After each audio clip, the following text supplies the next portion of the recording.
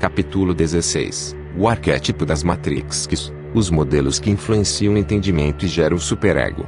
No livro de Enoque se faz menção de Samyaza. Quem foi este tão polêmico personagem? Capítulo 8. 1. Além disso, Azaziel ensinou os homens a fazerem espadas, facas, escudos, armaduras, ou peitorais, a fabricação de espelhos e a manufatura de braceletes e ornamentos, o uso de pinturas, o embelezamento das sobrancelhas, o uso de todo tipo selecionado de pedras valiosas, e toda sorte de corantes, para que o mundo fosse alterado. Vamos falar de Samyaza. Quem foi este estranho personagem narrado no livro de Enoque e que recebeu uma terrível repreensão e reprovação? É sobre ele que vamos falar. Este arquétipo mental que leva o homem a se preocupar com a sua imagem e reflexo que tem no mundo. Uma das maiores preocupações do homem é de que forma o mundo as vê, como nossa imagem se reflete no mundo, como as pessoas nos veem, como somos vistos, nossa projeção no mundo. Tudo isto compõe um ciclo de pensamentos difundidos por este personagem. Origem: Wikipédia, a enciclopédia livre. Samyaza ou Shemiazá, em hebraico, é um anjo, que era encarregado de guardar o conhecimento. Conta-se a história que, junto com o anjo Azazel e outros que estavam no comando, dirigiram-se à terra e conviveram com os humanos. Segundo o livro de Enoque, o mesmo que relata a Bíblia que fora trasladado e o Eterno não deixou provar a morte, foi um profeta levantado como boca do Senhor para trazer juízos a Samyaza, que fizeram um pacto juntamente com 200 sentinelas, guardiões da terra. Em mútuos juramentos juraram no Monte Hermon, coabitaram com mulheres e nasceram Enaquis. Conta-se passo a passo o acontecido, onde os anjos filhos dos céus se relacionaram sexualmente com mulheres, contaminando a terra com gigantes, profanaram a criação, por isso veio o dilúvio para varrer a injustiça. Líder do pacto do Monte Hermon, o Monte Hermon, também chamado assim, possui sobre seu domínio mais de 200 sentinelas. Ensinou todo tipo de sortilégios aos homens. Samyaza é um anjo caído, a cabeça dos 200 anjos caídos. No livro de Enoque é apresentado como o líder de um grupo de anjos chamados Grigori, vigilantes, que foram consumidos com o desejo de mulheres mortais e se tornaram anjos caídos. Então Samyaza, que foi seu líder, disse: tenho medo de vós não cumprirem com esta ação e deixe-me ser o responsável por um grande pecado. Mas eles responderam-lhe: vamos todos, e prometeram um juramento e tudo sob uma maldição de não voltar a este projeto realmente executado. Então eles juraram todos juntos e se comprometeram a respeitar entre si, sob anátema. Livro de Enoque, 6, 3 a 5. A lista completa dos líderes do grupo podem ser encontradas no livro de Enoque. Grigori Samyaza convenceu os outros a se juntarem a ele para se envolverem com as mulheres. Como resultado, ele e os outros pecadores gigantes Grigori tiveram filhos, no Gênesis chamado Nepilim ou caídos, em hebraico, que foram dominados com seres humanos durante os dias de Enoque. Outro pecado do Rangers foi ensinar várias artes criativas humanas, especialmente Azazel, que ensinou os segredos da guerra, que causou a ira de Deus. Deus enviou o anjo Gabriel, para fazer a guerra com eles.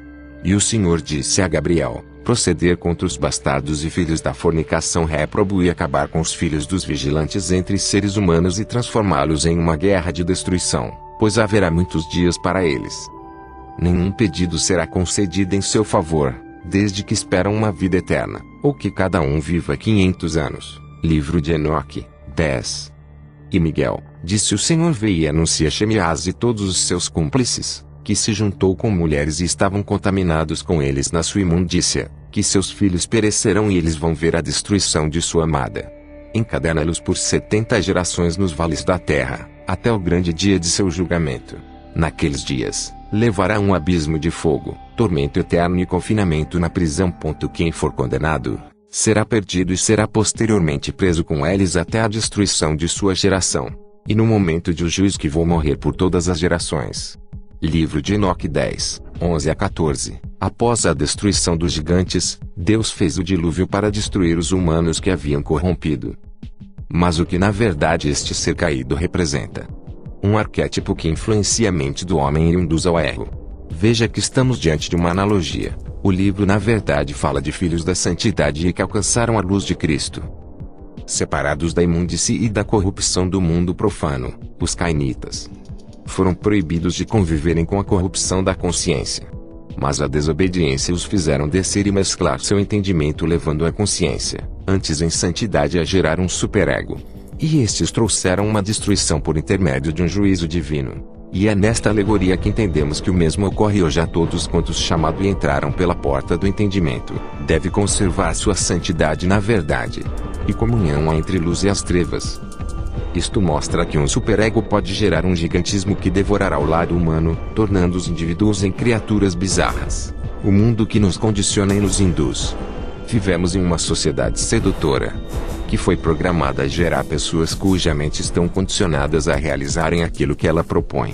Este mundo gera superegos e perde progressivamente seu lado humano. A sociedade que vive na corrupção de valores destrói a humanidade. Porque nos preocupamos muito com aquilo que as pessoas pensam sobre nós. É justamente aí que Samyasa se manifesta. Na criação de espelhos. Na verdade, este compreende um arquétipo coletivo que influencia e gera gigantes no ego. Quantas vezes você já desistiu de alguma coisa, ou mudou de ideia porque estava com medo do que as pessoas poderiam pensar de você? E estes pensamentos te encaminhou a buscar um molde, uma matrix. E quando você fez isto, negou a si próprio, deixando a sua realidade existencial para adotar uma fictícia. E isto é um desrespeito a si próprio, a sua essência. É um autoflagelo e uma violação com a própria natureza humana e também espiritual. E isto lhe roubou a paz e trouxe uma constante preocupação. Tanto é que você encontrou um Matrix que a aprovou, e reflete uma imagem aceita pelo meio social o qual vive. Mas esta satisfação será temporária. Logo descobrirá o quanto foi enganado e induzido. Aquilo que outrora era satisfação, tornou-se um conflito interno terrível que lhe rouba a paz. Uma desconexão entre a realidade espiritual com a realidade material. Se você vive constantemente preocupado com o que os amigos, familiares, colegas, ou até mesmo estranhos na rua podem pensar de você, isso significa que você está sendo induzido a buscar por um Matrix que quer embutir na sua cabeça um modelo perfeito a ser aceito pela sociedade. Estará fabricando espelhos. Isto não quer dizer que vamos sair por aí contradizendo tudo e a todos. Mas devemos ter cuidado por não nos deixarmos moldar. Mas o próprio caminho da justiça divina vai criar em nós um caráter, uma personalidade firme e convicta na verdade. Quando acertamos andar na luz da verdade, nada e ninguém poderá nos iludir e enganar com seus falsos padrões mentais. Mas isto demanda de um processo. Nós estamos condicionados a se preocupar com o que as pessoas vão pensar das nossas roupas, ou do nosso cabelo. Claro que eu gosto de estar apresentável, mas para mim, é só isso que importa. Porque temos que ser o que as pessoas querem que venhamos a ser. O pensamento coletivo está corrompido por um padrão de pensamento implantado que exerce uma força esmagadora sobre nossa maneira de pensar. Isso movimenta o grande mercado da moda. Ou somos como eles querem ou não seremos aceitos. Seja claro e honesto com você mesmo quanto ao que realmente importa para você. Muitos vão julgá-lo por não seguir um determinado padrão. Mas se você for fiel a seus próprios objetivos e valores, você saberá o que quer realmente.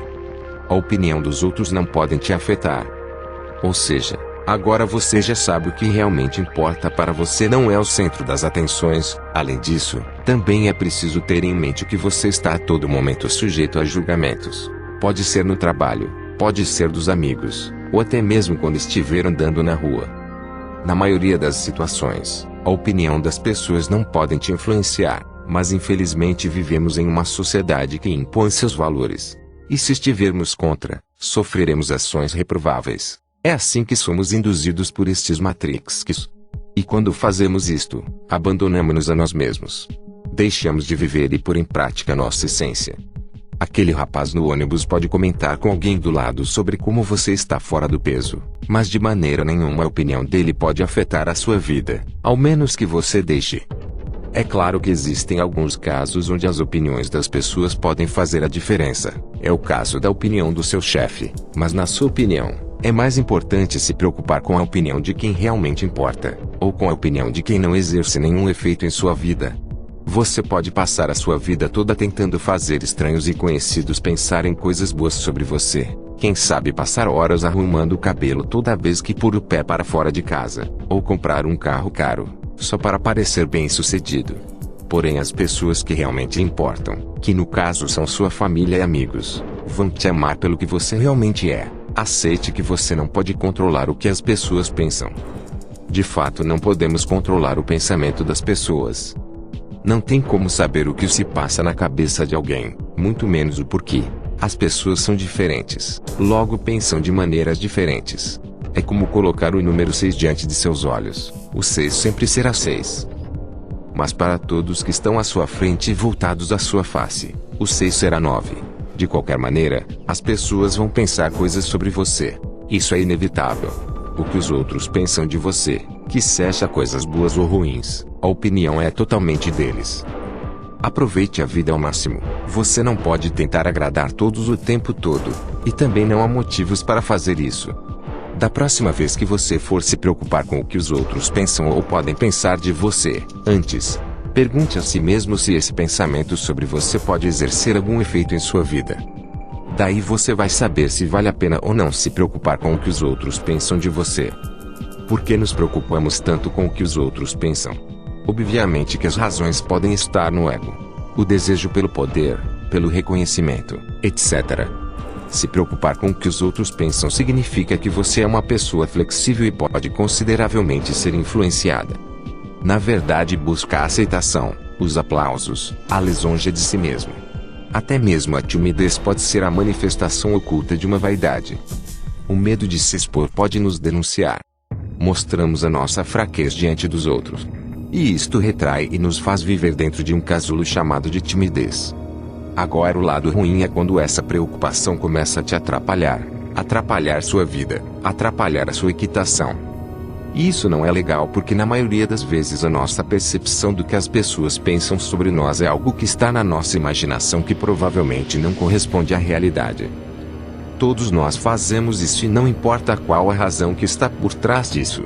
E muitas vezes nos importamos e até sofremos com a opinião dos outros, mesmo que eles sejam totais estranhos.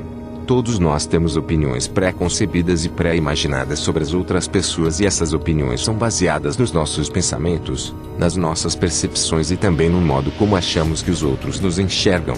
E este estabelecimento foi inserido como base em nosso subconsciente corrompido. E aí é que mora o perigo, no nosso preconceito e na nossa pré-imaginação sobre o que os outros estão pensando.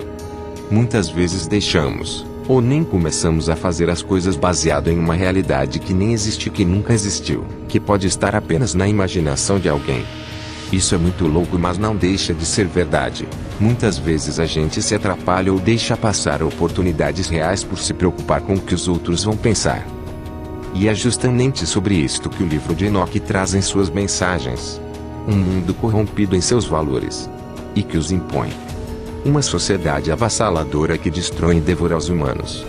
Existe uma necessidade dentro de nós de ser reconhecido, aceito e aprovado. E quando não temos isso, surgem sentimentos desconfortáveis. O que ocorre, na verdade, é que quando não somos aprovados, isso traz à tona sentimentos de que não temos valor ou que não somos bons o suficiente. É um processo automático e inconsciente que nos torna dependentes da aprovação. Muitas vezes, faremos de tudo para evitar opiniões negativas só para não entrar em contato com esses sentimentos. Até nossos instintos e sentimentos estão corrompidos e nos enganam. O problema não é o que pensam a nosso respeito. E, sim, essa insegurança e sentimentos de menos-valia que guardamos. Quanto mais baixa a autoestima, mais seremos afetados pelas opiniões alheias, pois haverá uma grande fragilidade dentro de nós. Dessa forma, precisaremos sempre da confirmação exterior para nos sentirmos seguros. Indo mais fundo, no final das contas, o problema é o que eu penso a meu respeito e como me sinto em relação a mim mesmo. Quando alguém me julga de uma forma negativa, automaticamente eu começo a me julgar e a não me achar uma pessoa tão boa assim. E é só por isso que a opinião de outra pessoa me afeta. Quando me julgam da maneira positiva, automaticamente eu começo a me aprovar e isso me traz uma sensação temporária de bem-estar.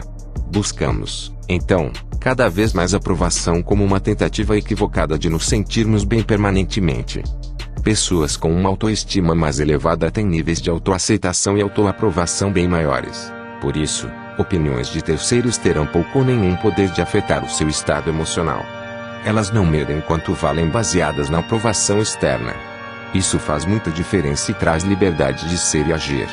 Podemos reagir com tristeza aos julgamentos, mas, em alguns casos, Vamos reagir de forma agressiva, com raiva e irritação.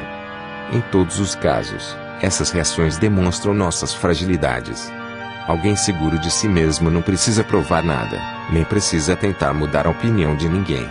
Caso seja necessário emitir seu ponto de vista, poderá fazer isso de uma forma muito firme e tranquila. Ao dissolver essas emoções, aquela necessidade infantil de reconhecimento e aprovação vai gradativamente desaparecendo e nos tornamos adultos mais maduros e emocionalmente seguros. Como o mundo nos vê. Samyasa ensina a fabricar espelhos, braceletes e ornamentos. Por esta narrativa, devemos também embarcar nossos instintos na arca. E como Noé, navegar pelas águas influentes as quais afogam o entendimento na corrupção. E nossa arca é fabricada com a pregação dos evangelhos. Verdades que se fixam em nosso entendimento e nos mantêm protegidos das águas influentes. Só embarcados, poderemos deixar nossos instintos inativos e seguir até o solo sagrado da justiça e da verdade.